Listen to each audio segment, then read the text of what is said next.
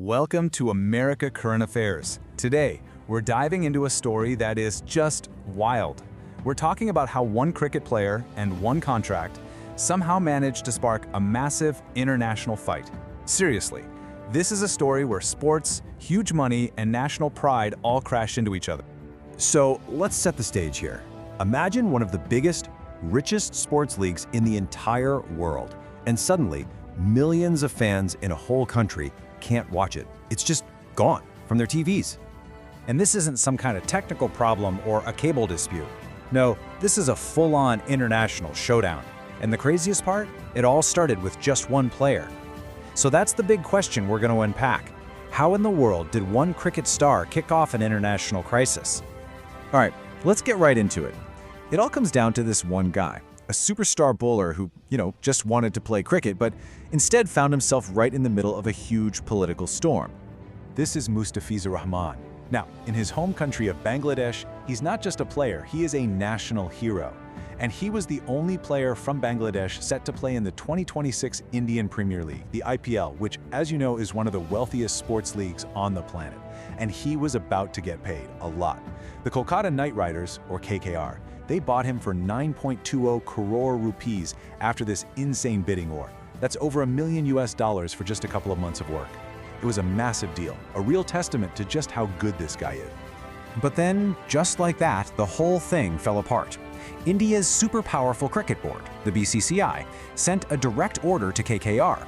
And the message was blunt and honestly pretty shocking. You have to release Mustafizur Rahman. The only reason they gave was super vague, just something about recent developments. This decision was so sudden, it came from so high up that even some of the officials inside the BCCI were blindsided. One of them actually told the media, "We ourselves got to know about this through the media. There was no discussion." So yeah, this clearly wasn't a call made by a coach or a team manager. This came from the very, very top.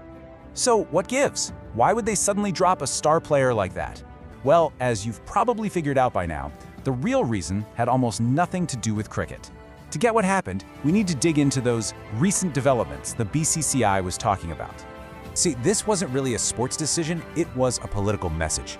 Tensions between India and Bangladesh have been getting worse because of some really tragic events. There had been these awful killings of Hindu minorities inside Bangladesh, and India was raising serious concerns about their safety. This put a ton of public and political pressure on the BCCI to do something, to make a statement. And this brings us to this really fascinating idea called soft power. Basically, it's when countries use things like sports or movies or music to build friendships and gain influence, instead of using armies or economic threats. For years, the IPL has been a perfect example of India's soft power. But now, a lot of critics are saying that by using cricket as a political weapon, India might actually be hurting that very influence it works so hard to build. Well, Bangladesh's reaction was fast and it was furious. It turned what was a diplomatic tiff into what people are now calling a full-on cricket war. What happened next was this incredible series of moves, like dominoes falling, that just kept making things worse. This timeline just shows you how quickly one little decision spiraled into this huge international mess. Okay, so first, KKR releases Mustafizur. Then, bam, the Bangladesh government immediately bans the entire IPL from being shown in the country. But they didn't stop there. Oh no.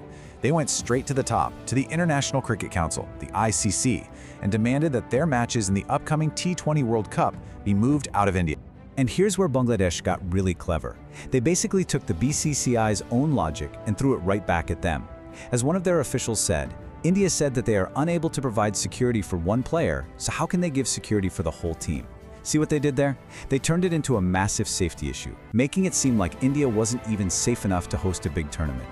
Now, with all this drama, you're probably thinking the IPL must be losing a ton of money. I mean, an entire country banning your broadcast? That sounds like a financial nightmare.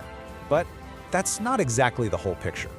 It turns out, because of the way these gigantic media rights deals are set up, the money is locked in for years. So, even with the ban in Bangladesh, financial experts say the damage to the BCCI is tiny, like less than 2% of their total revenue. The real impact here isn't on the wallets, it's on the fans. And the fans are totally divided. On one side, you have a lot of Indian fans on social media who are completely behind the decision. One person wrote, "Good decision by BCCI. National sentiments matter." For them, this was about standing up for their country, a matter of national pride. But you go across the border, and the feeling is the complete opposite. Fans in Bangladesh felt it was a huge slap in the face to their national hero. A fan on Facebook put it perfectly: "Our Mustafizur's honor is 1,000 times more valuable than 9 crores." For them, it was never about the money. It was about respect. And so this whole mess leaves us with a really big question, doesn't it?